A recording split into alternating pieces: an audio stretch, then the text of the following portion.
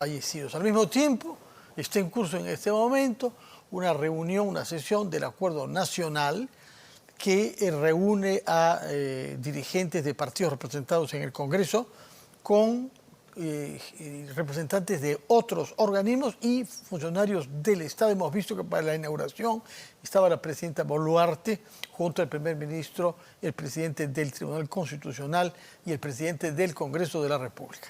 Para hablar sobre estos dos polos de nuestra realidad, tentativas de diálogo por una parte y violencia y muerte por otra, hemos invitado al doctor Walter Albán, profesor de la Universidad Católica, quien ha sido defensor del pueblo por una parte durante casi 5 años, creo, ¿no? 5 años. Y ministro del Interior al mismo tiempo que jurista. Señor Albán, buenos días. ¿Qué reflexión le merece el hecho de que varios días después del inicio de estas manifestaciones y estas violencias hayan habido muertos en Puno, particularmente en Juliaca? Bueno, esta es una situación extremadamente delicada, muy grave, es doloroso saber que se están produciendo también ahora estos hechos a pocos días de que veníamos precisamente lamentando la muerte de una treintena de peruanos, peruanas. Pero por información que se ha difundido hace poco, hablan ya de por lo menos 9 fallecidos en Puno. Yo creo que hay una situación que no termina de entenderse a propósito del desencadenamiento del proceso político peruano luego del autogolpe del expresidente Castillo. Creo que en ese momento parte del problema se pudo resolver o de alguna manera por lo menos reducir, pero hay quienes no han entendido en qué problemas estábamos.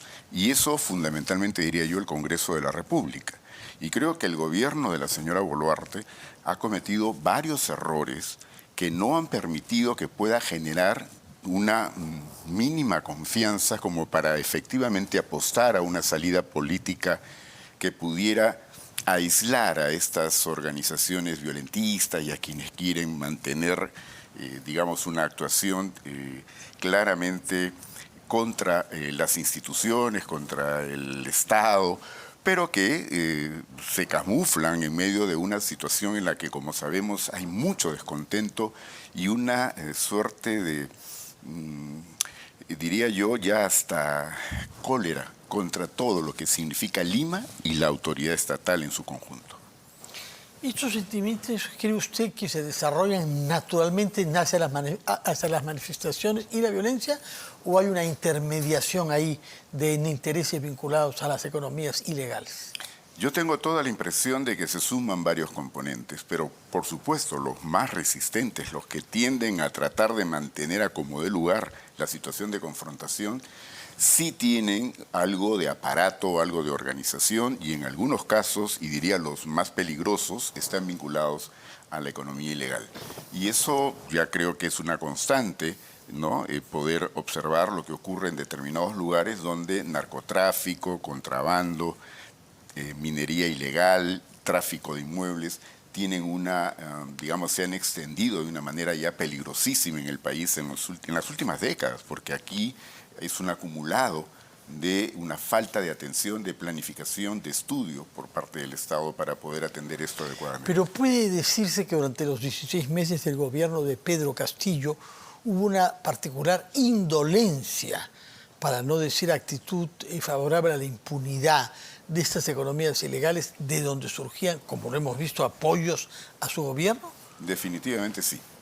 Yo creo que no es casual que se puso un poco en cuestión la política en el Braem, lo que hemos podido apreciar sobre la minería ilegal y el hecho de que prácticamente no eran tocados. Ahora, esto viene de antes, pero se intensificó durante el gobierno del señor Castillo. Por eso es que las primeras actuaciones violentas tienen que ver con la Panamericana Sur, con Chala, ¿no? Con acopio de minerales. Chala no se explica por qué una localidad como Chala ha sido tan nuclear y tan importante para los que bloquean caminos, si no es en función de los intereses de la minería ilegal, ¿no? Así es. Y yo diría que eso se ha ido sumando, pues, porque hay incluso grupos de poder que tienen representación en el Congreso, que también han legislado o han tratado de impedir que se legisle para poder controlar esta ¿Pero han situación. legislado también? ¿Hay leyes que usted cree que son sesgadas a favor de la minería ilegal? Por lo menos en el hecho de no haber permitido que se puedan aprobar las normas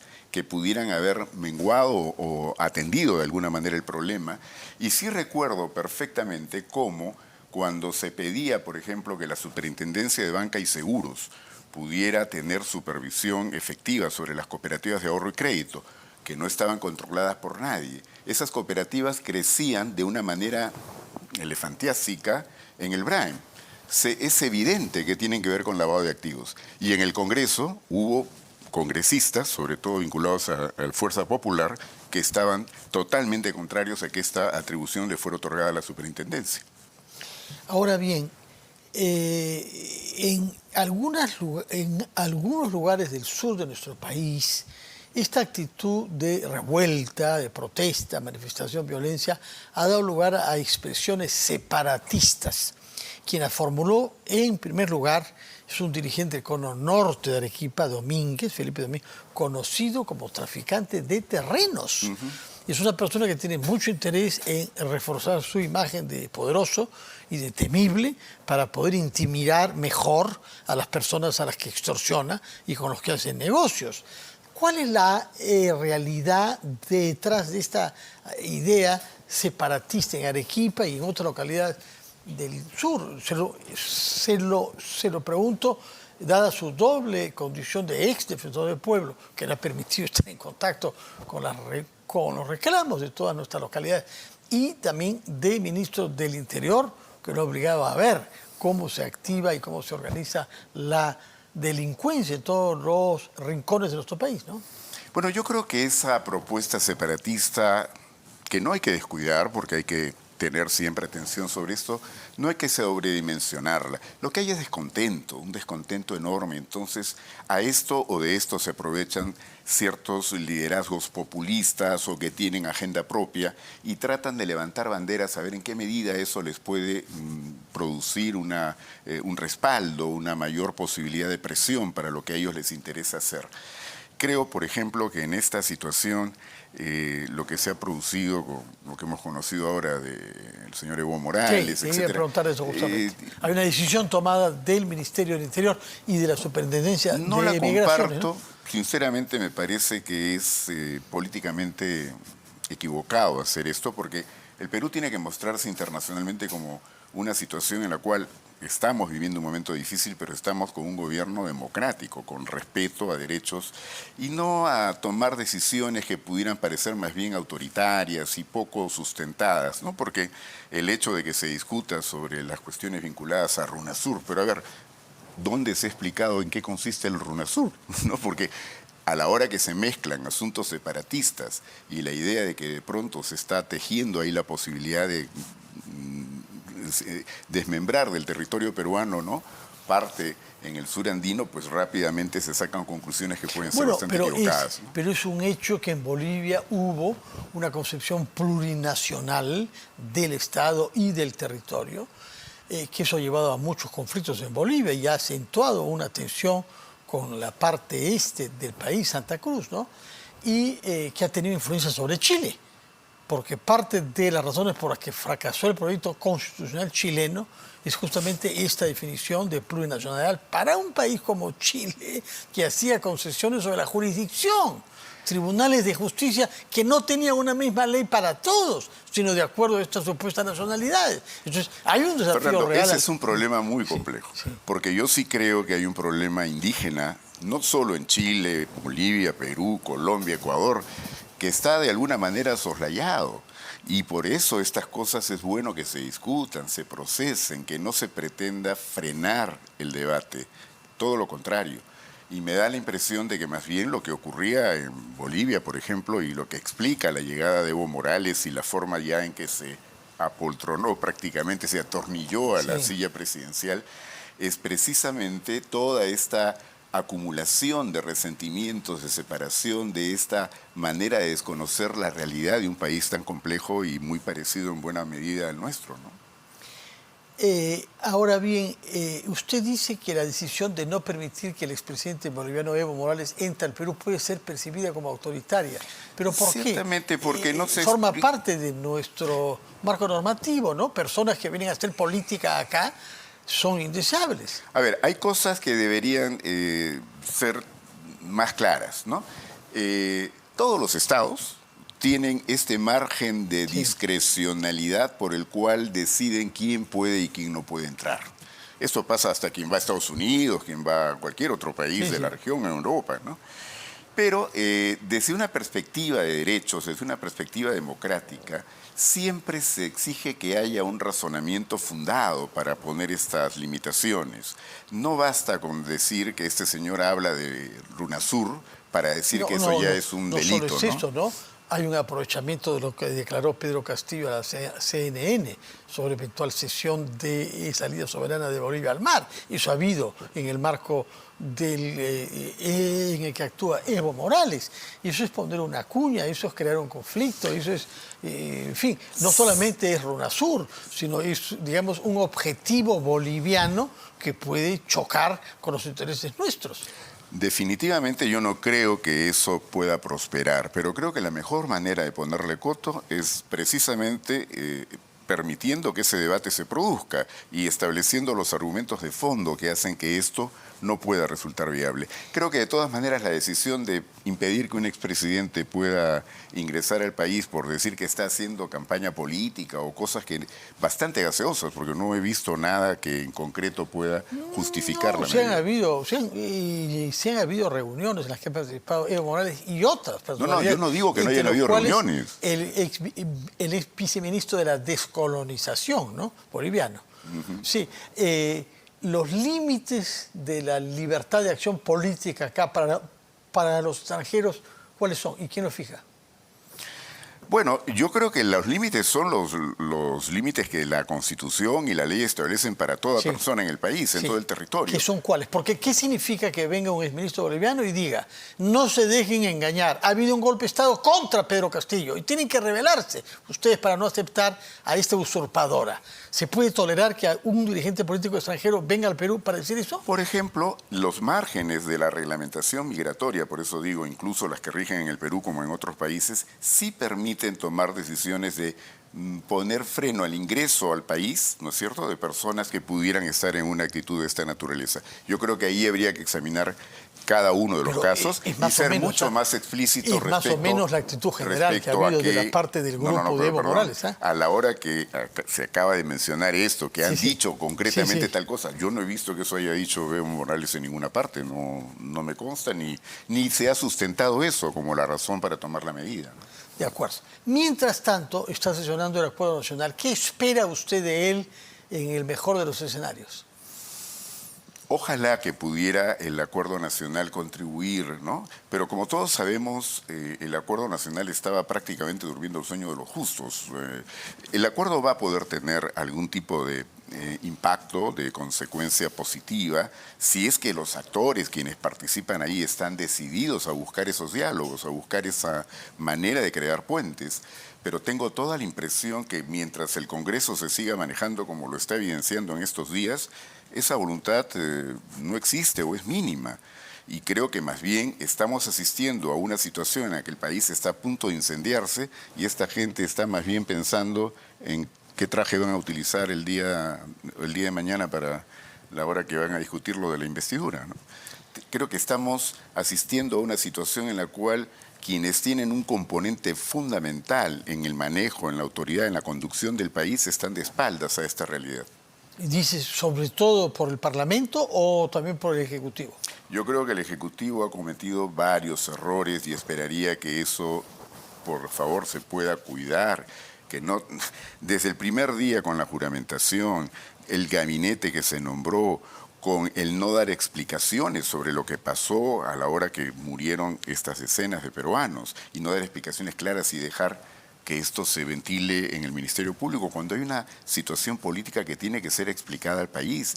Y el que ahora se estén produciendo los hechos de los que nos estamos recién informando en Puno, de la manera como están ocurriendo, yo no dudo de que hayan situaciones en las cuales inevitablemente se producen muertes porque hay circunstancias que impiden que el resultado sea otro, pero el esclarecimiento de cada una de estas situaciones es fundamental.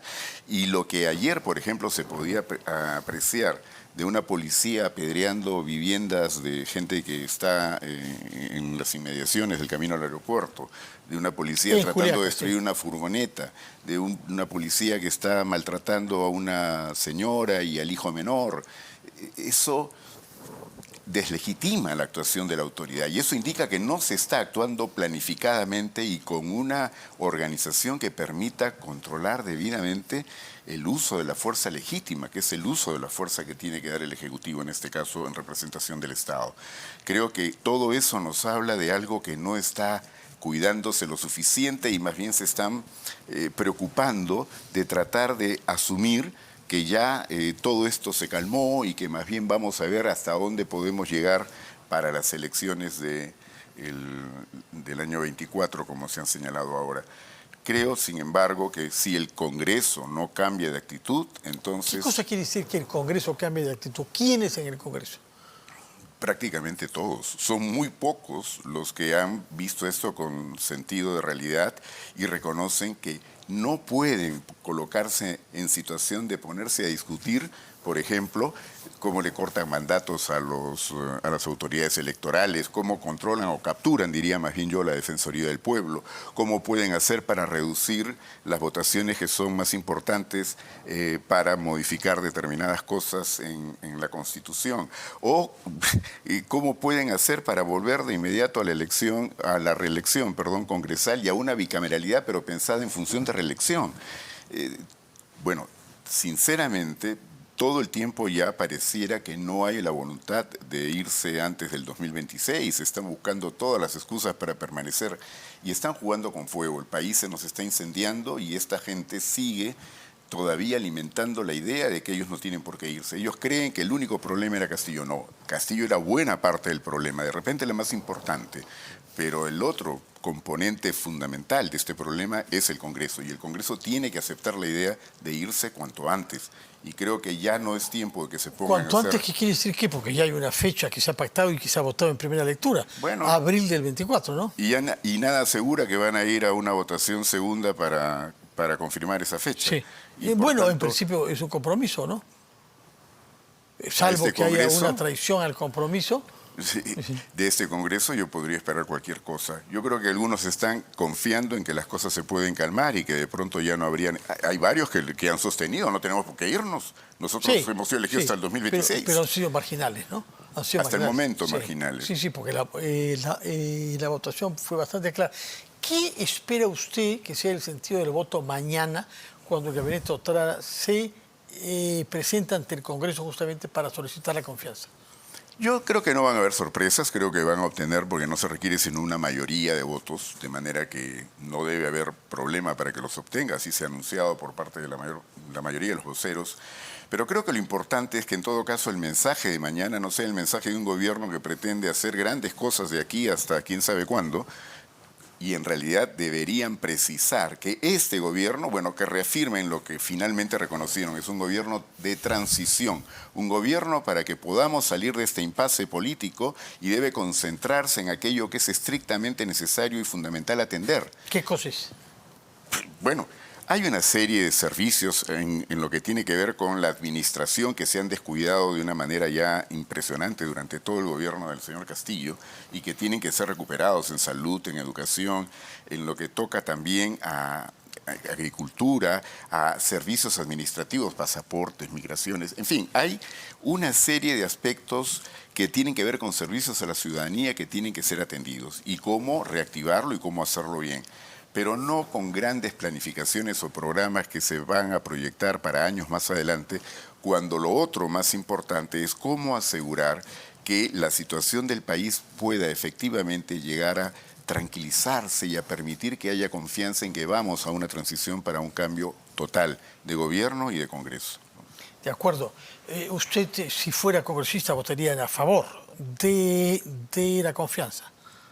Sí, salvo que dijeran algo pues absolutamente fuera de lugar, como lo que estaba señalando, con que el discurso estuviera apuntando más bien hacia el 2026, ¿no? Sí, bueno, pero sí se habla de una reactivación económica que supone destrabar obras y que supone lanzar obras, y se ha mencionado específicamente Majesticos en Arequipa. No, hay cosas que se tienen que hacer de que todas son maneras. programas de varios años, pero que tienen que ser lanzadas en un momento dado, ¿no?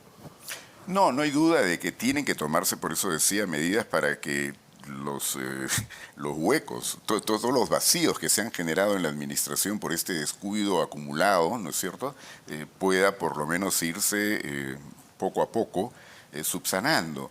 Pero lo que quiero decir es que ese discurso tiene que estar mucho más acentuado en que este es un gobierno de transición y no en un gobierno que pretende desarrollar una tarea de aquí al 2026. ¿Qué reformas electorales y políticas le parece a usted indispensable de hacer en el corto plazo para que eventualmente puedan ser aplicadas en las elecciones de abril del próximo año? En este Congreso absolutamente desacreditado, deslegitimado y donde cualquier cosa puede pasar, yo prefiero decirles no hagan reformas, señores. No Entonces, me vamos defiendan. a las elecciones con las mismas reglas que ya nos condujeron Bueno, a este es que impasse. hay, por ejemplo, hay parte de la reforma que ya se hizo, las elecciones primarias, Sí. pero eso lo quieren sabotear, Sí. más bien Sí. quieren dar normas para otra vez decir que Ya. eso no se aplica. Ya.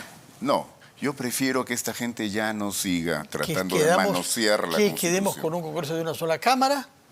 Por el que momento no y haya vayamos reelección, que en no haya mejores reelección. circunstancias después a analizar qué tipo de reformas requerimos en el país. bueno. Creo que ya a este Congreso darle la posibilidad de que debata, que se ponga a hacer... Yo una podría plantear, y es que se modifique la Constitución para que quede claro que toda persona que ha delinquido en delitos graves, ¿no es cierto? Y eso es terrorismo, corrupción, delitos contra la libertad sexual, etcétera, no puedan postular a cargos de elección pública. Ya se había aprobado Sí, la norma sí. el 2020, Sí. pero el Tribunal Constitucional en estas decisiones, pues que no terminan de sorprendernos, acaba de señalar de que no, que un rehabilitado puede de todas maneras postular porque sería inconstitucional, cuando ya se había establecido que no, que en determinados casos, incluso quienes se habían rehabilitado, no podrían postular a cargos de elección pública. Bueno, dado que esto se ha producido de la manera como lo señalo, entonces me gustaría que este cambio sí pudiera producirse. Bueno, pero si no se cambia la Constitución, seguramente el TC decidirá lo mismo. Creo que juzga, no es si es bueno o mala la reforma, sino si se acorde o no con la Constitución. Y ellos consideraron que añadir una pena a la que ya se había pronunciado cuando se condenó a la persona no es constitucional, ¿no? Perdón, lo que pasaba era lo siguiente, se modificó la Constitución y se dijo, incluso para todo aquel que es condenado, aún en primera instancia, por delito doloso, no puede postular. No podían postular ya. Comenzaron algunos a señalar de que no, que la rehabilitación les permitiría postular después. Y se abrió Pero la había puerta una para... ley ya que se había aprobado para que en determinados delitos, ¿no es cierto?, incluso quienes se habían rehabilitado no pudieran postular. Esa ley fue llevada para ser discutida en su constitucionalidad en el tribunal. Y esa ley en aquel momento en el Tribunal Constitucional fue confirmada como constitucional. En otras palabras, los Curi, los Santauro, los tipos como el propio Cerrón, etcétera, no podrían ya postular. Pero la interpretación que acaba de hacer el Tribunal Constitucional obliga a que esto se vuelva o se tenga que revisar para que podamos llegar a eso. Walter Albán, muchas gracias por su presencia y su explicación sobre los dos grandes temas que hemos abordado. Por una parte, las manifestaciones y las violencias, sobre todo en el día de hoy en Puno, con los muertos que se han reportado ahí, y también las sesiones del Acuerdo Nacional que está en curso, y el pleno que tendrá lugar mañana para votar la confianza o no en el gabinete de Alberto Otárola. Muchas gracias y muy buenas noches, señor Albán.